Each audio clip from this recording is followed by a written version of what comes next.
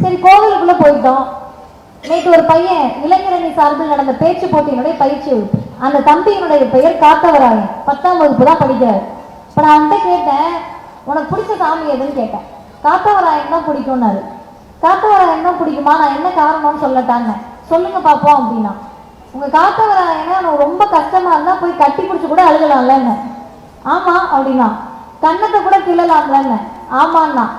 காத்தவராயனுக்கு பிடிச்சதெல்லாம் சமைச்சு கொடுத்து நீயும் அங்கேயே போய் உட்காந்து சாப்பிடலாம்லன்னு. ஆமான்னா.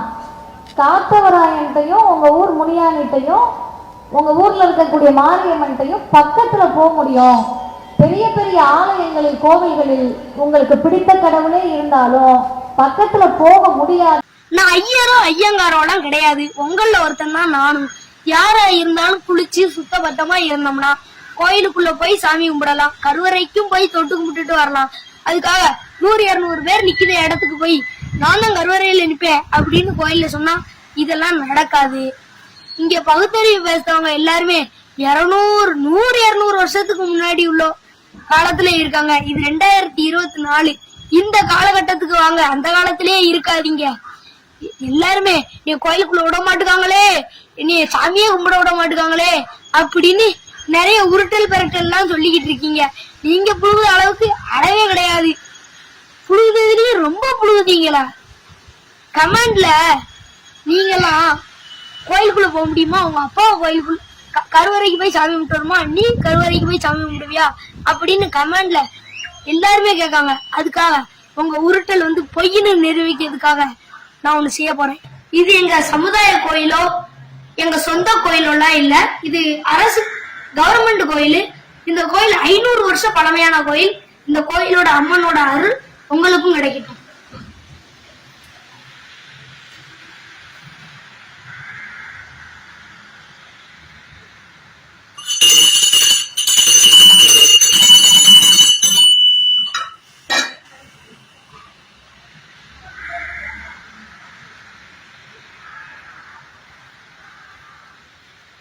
போதுமா உங்களுக்கு? கடவுள் இருக்காரா இல்லையா அப்படின்ற ஆராய்ச்சிக்கு நான் வரல.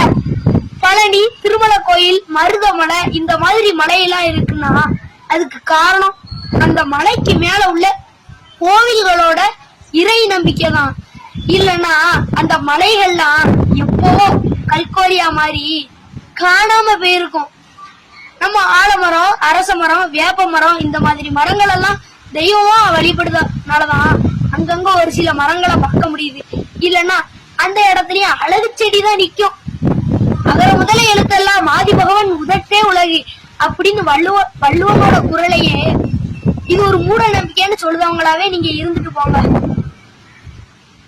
மேல ஒருத்தன் இருக்கான், அவன் நம்மள பாத்துக்கிட்டு இருக்கான் அப்படின்னு தான் பாவ புண்ணியத்துக்கு பயந்து நிறைய பேர் நல்லவங்களா இருக்காங்க. கடவுளே கிடையாது அப்படின்னு சொல்லுத ஒருத்தரு, இவர் அன்னதானம் செஞ்சுட்டாரு, இவர் ரொம்ப நல்லவரு, இவரு ஒரு மண்டபம் கட்டி கொடுத்திருக்காரு அப்படின்னு இது வரைக்கும் நான் ஒருத்தரை கூட பார்த்ததே கிடையாது. ஒரு பொய்ய சொல்லி ஒரு நல்லதுக்காக ஒரு பொய் சொல்லலாம்னு அந்த காலத்துல சொல்லுவாங்க. ஒரு பல நல்லதுக்காக. எங்களை பொறுத்த வரைக்கும் இறை நம்பிக்கை, உங்களை பொறுத்த வரைக்கும் மூட நம்பிக்கை. ஏதோ ஒண்ணு ஒரு நல்லதுக்காக இருந்ததுன்னா அதைத்தான் விடுங்களேன். அதையா சும்மா போட்டு பாடாப்படுத்துவீங்க? இதுபோன்ற முக்கிய நிகழ்வுகள், அரசியல் தகவல்களை ஆழமாக மாறுபட்ட கோணத்திலும் அறிந்து கொள்ள மறக்காமல் உங்கள் TNS24 டிஜிட்டல் பக்கத்தை பின்பற்றிக் கொள்ளவும்.